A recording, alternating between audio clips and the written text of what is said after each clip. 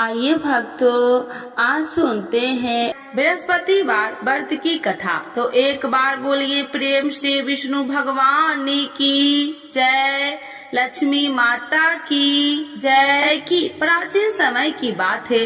भारत वर्ष में एक राजा राज्य करता था। वह बड़ा प्रतापी और दानी था। वह नित्य गरीबों और ब्राह्मणों की सेवा सहायता करता था। वह प्रतिदिन मंदिर में भगवान दर्शन करने जाता था, लेकिन यह उसकी रानी को अच्छा न लगता। न वह व्रत करती और न ही किसी को एक पैसा दान में देती। राजा को भी ऐसा करने से मना किया करती। एक समय की बात है कि राजा शिकार खेलने वन को चले गए। घर पर रानी और दासी थी। उस समय गुरु बृहस्पति साधु का रूप धारण कर राजा के दरवाजे पर भिक्षा मांगने आए। साधु ने रानी से भिक्षा मांगी तो वह कहने लगी, हे साधु महाराज, मैं इस दान और पुण्य से तंग आ गई हूँ।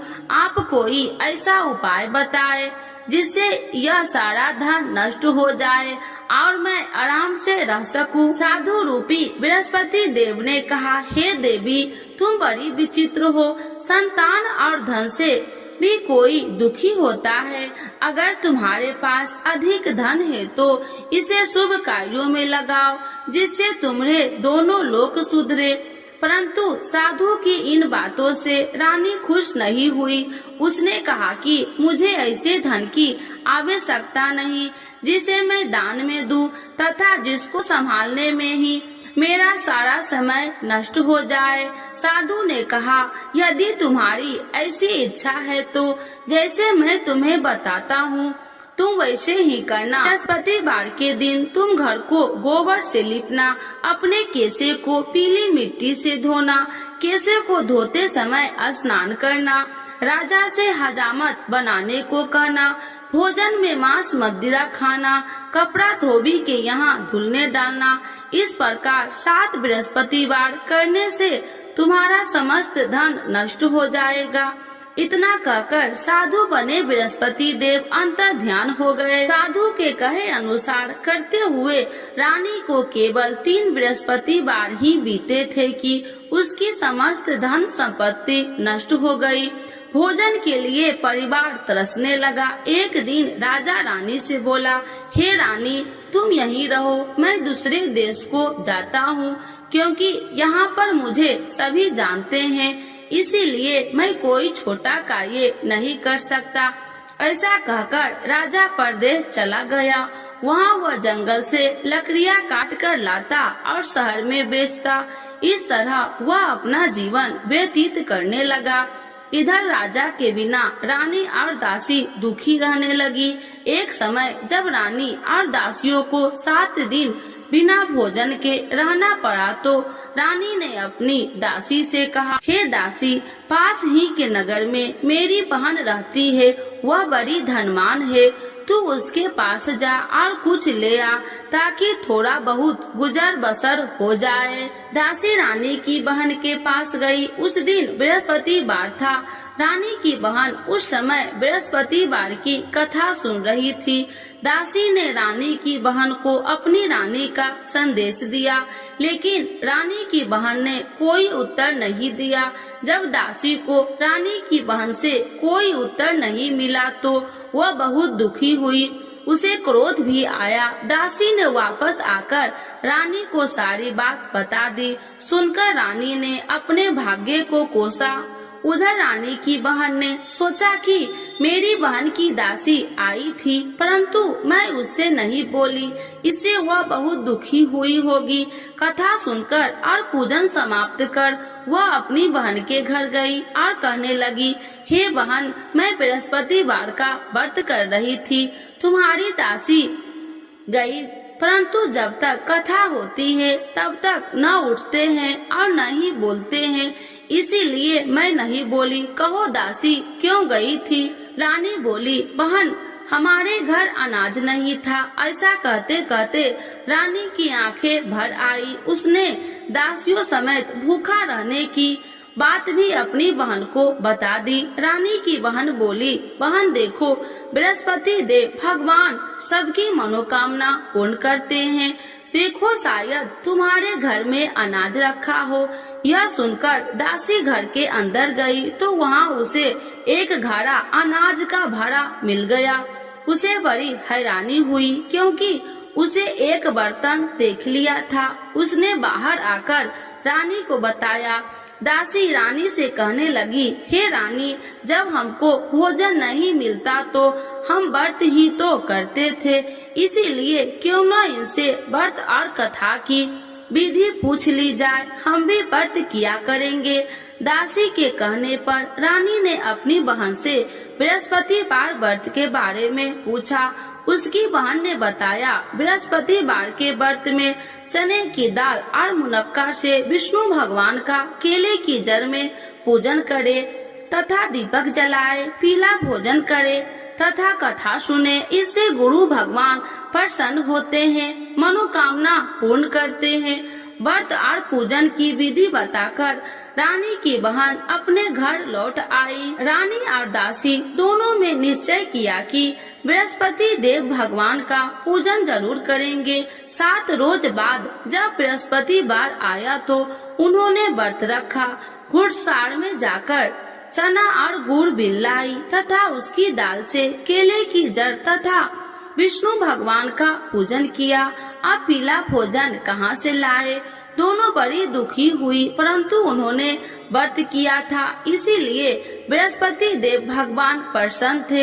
एक साधारण व्यक्ति के रूप में वे दोनों थालों में सुंदर पीला भोजन लेकर आए और दासी को देकर बोली, हे दासी, यह भोजन तुम्हारे लिए और तुम्हारी रानी के लिए है, इसे तुम दोनों ग्रहण करना। दासी भोजन पाकर बहुत प्रसन्न हुई।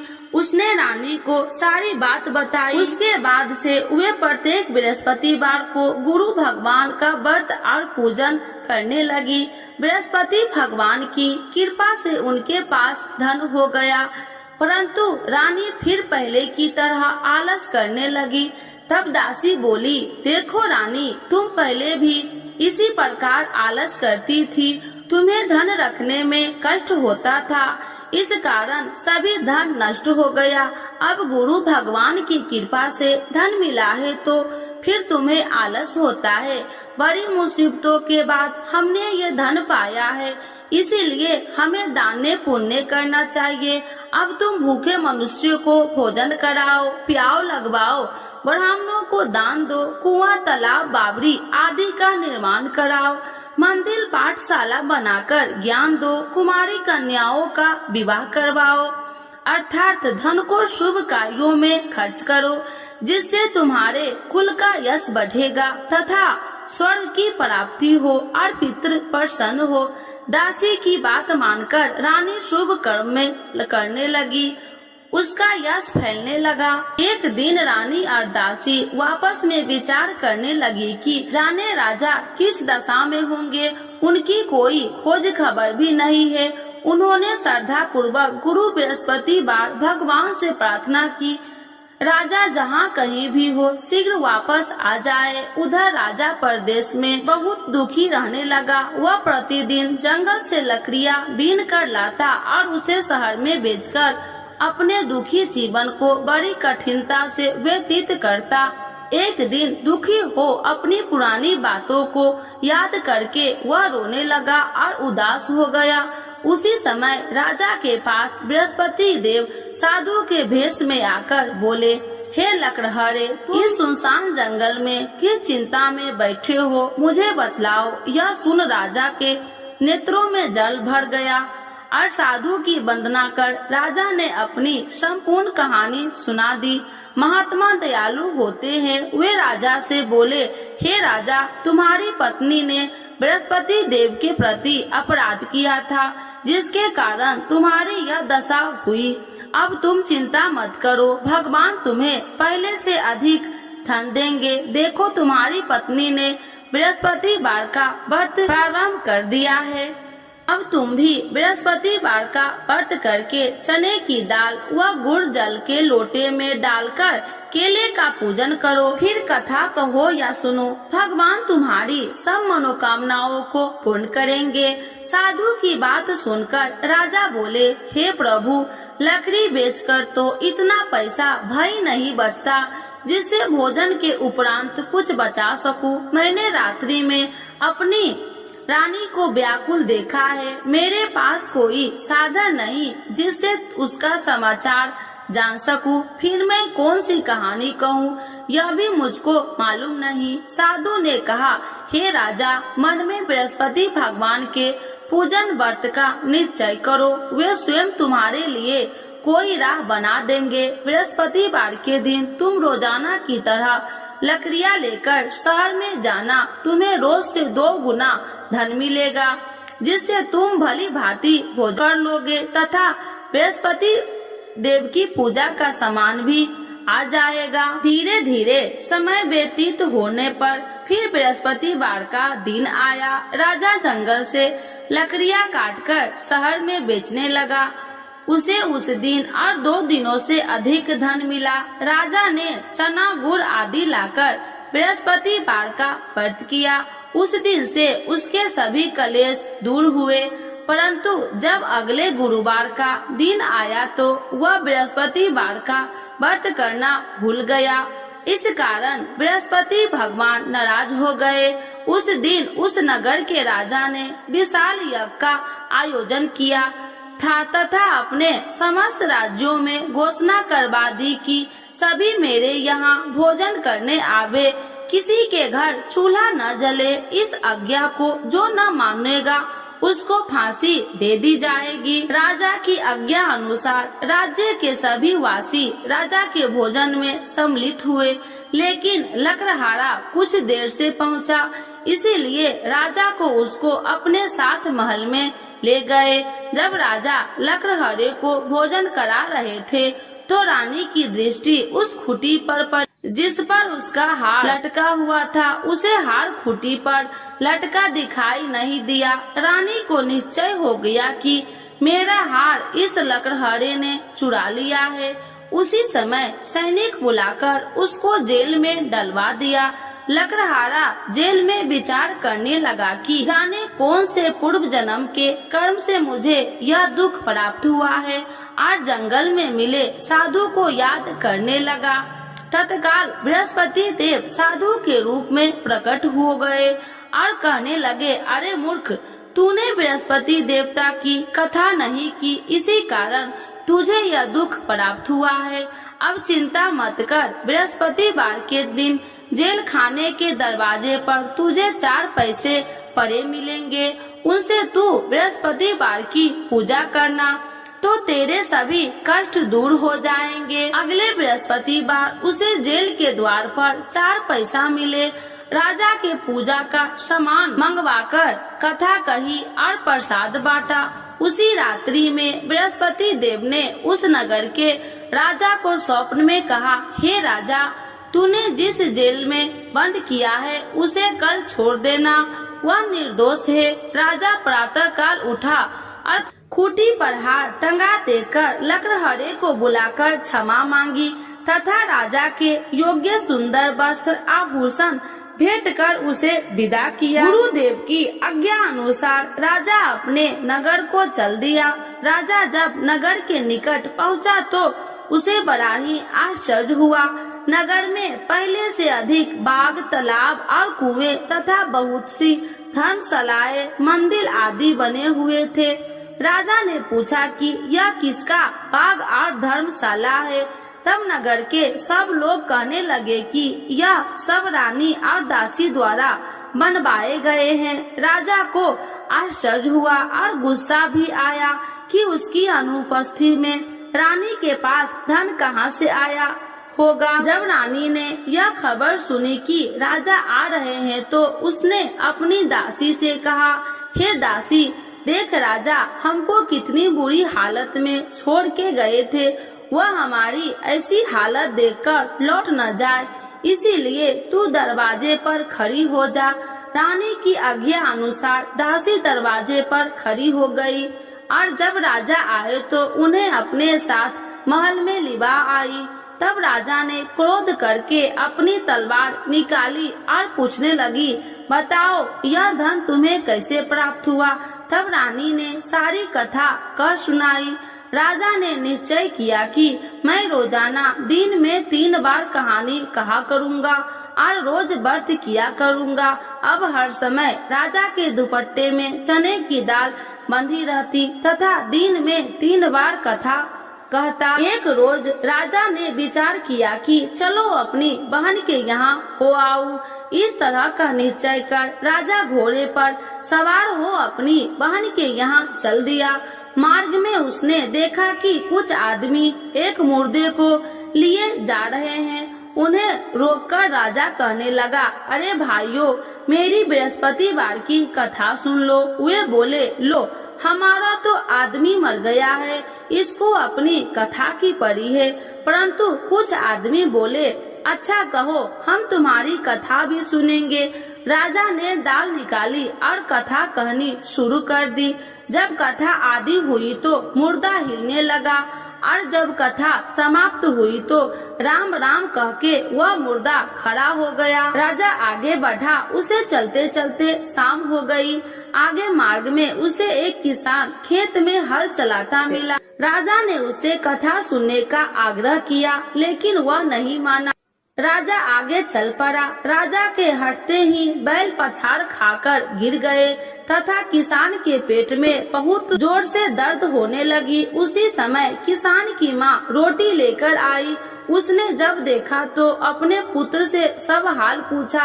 बेटे ने सभी हाल बता दिया। बुढ़िया दौड़ी दौड़ी उस घुड़सार के पास पहुँची और उसने बोली, मैं तेरी कथा सुनूंगी, तू अपनी कथा मेरे खेत पर ही चलकर कहना। राजा ने लौटकर बुढ़िया के खेत पर जाकर कथा कही, जिसके सुनते ही बैल खड़े हो गए तथा किसान के पेट का दर्द भी बंद हो गया। राजा अपनी बहन के घर पहुंच गया। बहन ने भाई को खूब मेहमानबाजी की।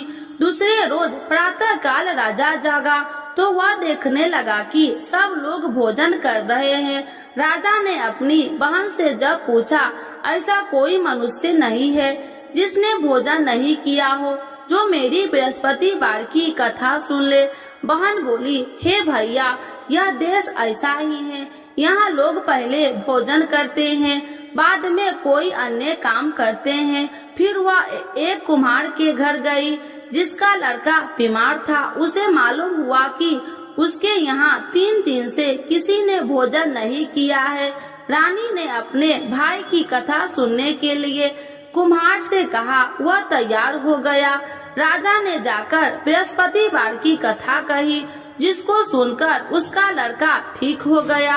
अब तो राजा को प्रशंसा होने लगी। एक दिन राजा ने अपनी बहन से कहा, हे बहन, अब मैं अपने घर जाऊंगा, तुम भी तैयार हो जाओ। राजा की बहन ने अपनी सास से अपने भाई के साथ जाने की आज्ञा मांगी।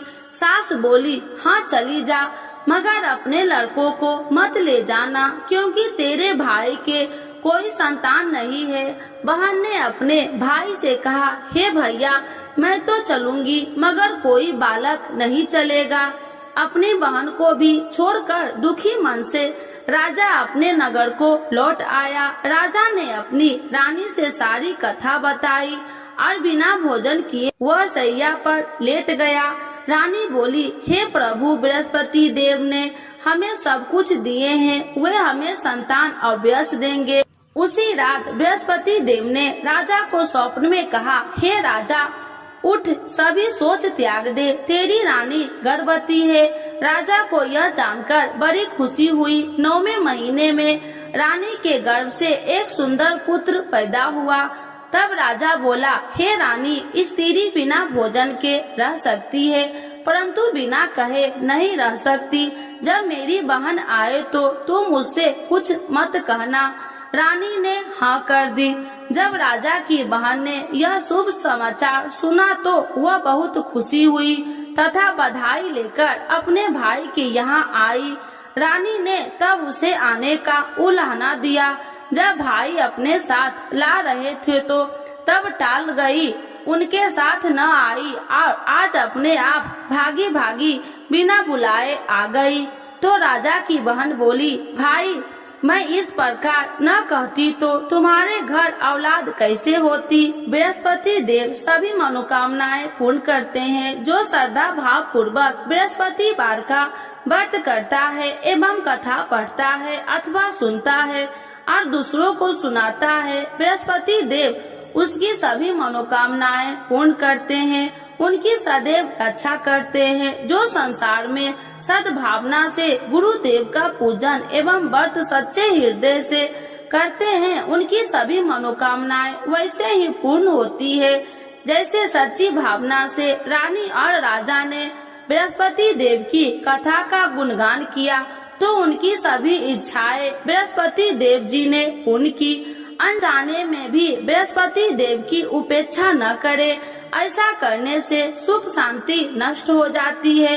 इसीलिए सबको कथा सुनने के बाद प्रसाद लेकर जाना चाहिए। हृदय से उनका नमन करते हुए जयकारा बोलना चाहिए। तो एक बार बोलिए प्रेम से, बृहस्पति भगवान की जय, विष्णु भगवान की जय, लक्ष्मी माता की जय। आरती श्री बृहस्पति देव की। ओम जय बृहस्पति देवा, स्वामी जय बृहस्पति देवा, छीने छीने भोग लगाऊं, छीने छीने भोग लगाऊं, कदली फल में बा।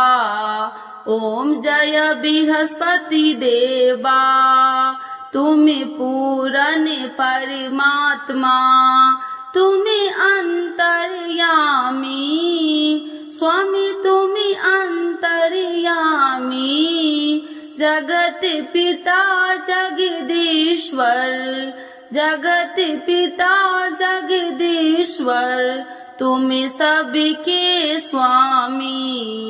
ओम जय बृहस्पति देवा, चरणामृत निज निर्मल, सब पातक हरिता, स्वामी सब पातक हरिता, सकल मनोरथ दायकी, सकल मनोरथ दायकी, कृपा करो भरता।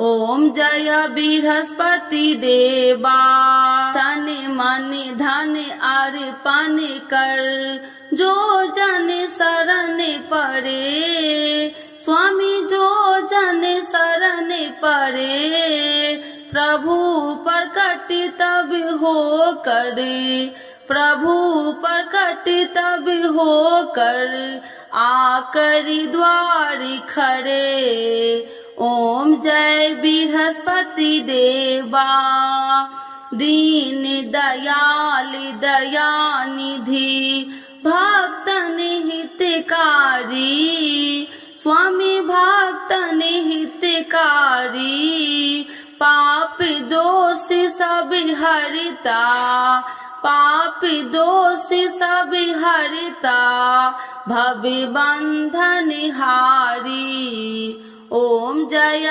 बृहस्पति देवा, सकल मनोरथ दायकी, सब संशय तारो, स्वामी सब संशय तारो, विषय विकार मिटाओ, विषय विकार मिटाओ, संतन सुखकारी। ओम जय बृहस्पति देवा, जो कोई आरती तेरी प्रेम सहित गावे, स्वामी प्रेम सहित गावे, ज्येष्ठानंद बंद सो, ज्येष्ठानंद बंद सो निश्चय पावे। ओम जय बृहस्पति देवा, स्वामी जय बृहस्पति देवा। बृहस्पति भगवान की जय, विष्णु भगवान की जय, लक्ष्मी माता की जय।